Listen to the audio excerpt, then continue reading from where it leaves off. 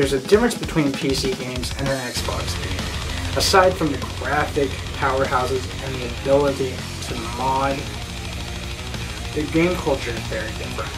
That being said, while Battlefield 2 offered a vast array of gamers with specializations and different ways to play on the PC, the ability to unite, form groups, and clan is much easier on the PC than an Xbox. And don't talk to me about that elite crap. This is not the same. Xbox's X system is shooter, so when playing Battlefield was there a wide spectrum of classes.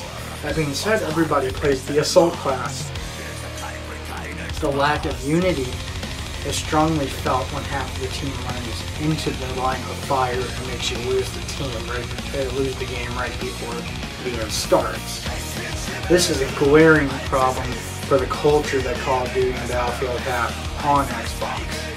Retards running out into open gunfire. While this is alright and generally accepted in Modern Warfare 3, you are playing a game that's supposedly more complex, so it kind of feels like it's shallowing the amount of realism that multiplayer has in Call and Modern Warfare.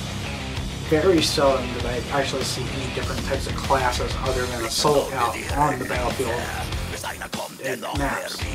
That being said, it feels really glaringly obvious when half of the team as an Assault class runs out into the line of gunfire. This makes the different gaming culture glare really bad when you're thinking about it between PC and Xbox, because while it's generally tolerated on Call of Duty, these people normally shifted from Call of Duty to Battlefield. It kind of defeats the purpose of Battlefield 3 when you're aiming for some realistic approach that has been, kind of deteriorated from the Modern Warfare 3 culture. So while the game in a sense isn't the problem, I think it's the players that are converting from Modern Warfare to Battlefield that are kind of making it a lot more boring.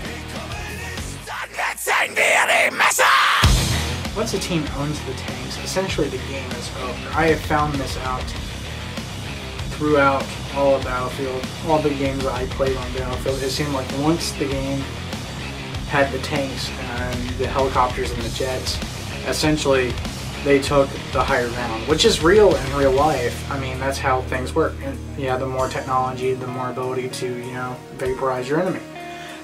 But it becomes redundant and boring for people once you're on like a losing team and there's no chance of getting out of it, because once you do get into a tank, you essentially become immortal, and very rarely was I picked off in a tank because I could kill like 25 people before actually getting shot out. That being said, everybody likes doing that.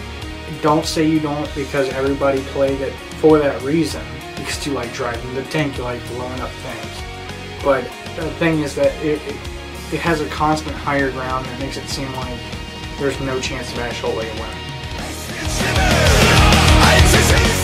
Call of Duty's biggest problem is the true lack of innovation. Back in 2007, they revolutionized how we see first-person shooters.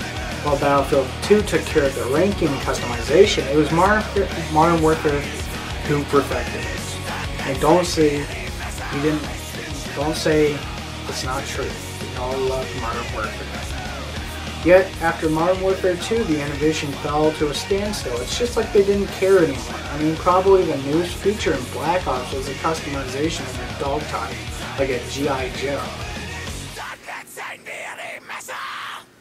They essentially follow the same concepts. Don't spoil a good thing. I mean, why not?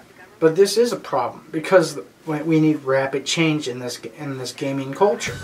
Games need to be revolutionized and upped every couple months to keep things interesting.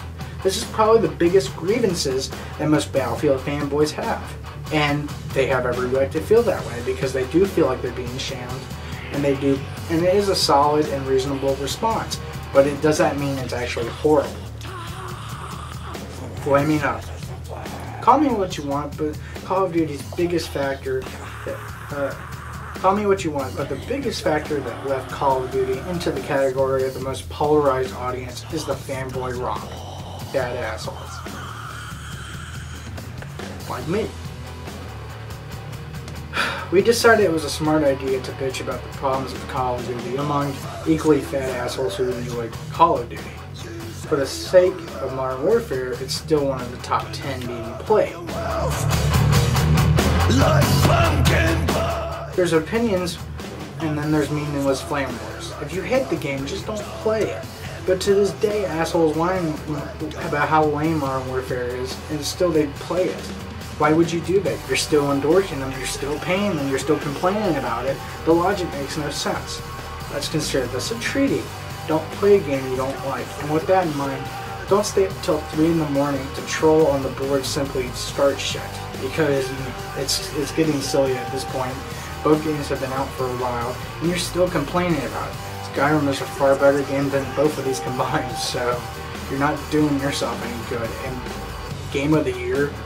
Absolutely not. Where was I? The split screen rant. Finally, the biggest plus of Modern Warfare 3 offers the ability to play split screen.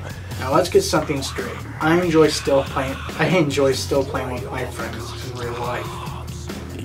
I don't need no internet special or superior. It's not superior to good old hanging out with your friends.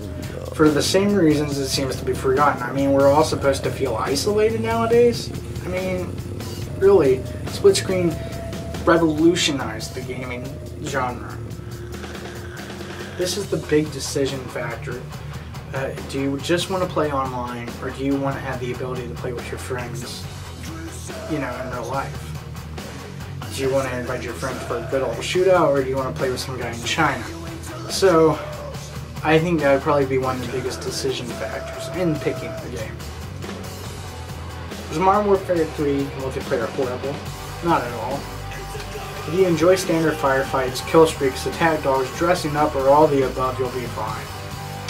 Most Battlefield geeks will enjoy it too, but the simple fact is multiplayer is no short of amazing in Battlefield, so point goes to Battlefield. To compete with all the bells and whistles of both games, co-op mode is offered in both. However, each has their own special way of utilizing these features. Co-op in Battlefield 3 is inferior to most modern shooters. I mean, Bulletstorm had more maps than this shit. It's like 8 levels. Nothing really substantial. I mean, if you're going to make a game with emphasis on playing together, or across the world, you should at least offer a diverse set for co-op. Yet this feature feels totally ignored, and for the sake of time, I will ignore it as well, because there was really nothing substantial there. So thanks a lot.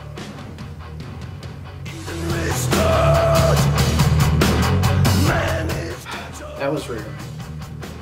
I almost sound like one of those fanboys. But seriously, Call of Duty offers the campaign as co-op, and they have special op missions that range from downright lame to amazing. The biggest pleasure I found in this game was the invasion mode, which is nothing like hanging out with your buds and essentially blowing the crap out of everything. And it's been essentially like Horde mode if you play Years of War or whatever. But I do find this is much more interesting than any zombie crap that we posted in the last couple of games. Even playing solo or online, it's probably the best feature of the game. Ways will differ in the true challenge. If you're into that, I suggest you look into it.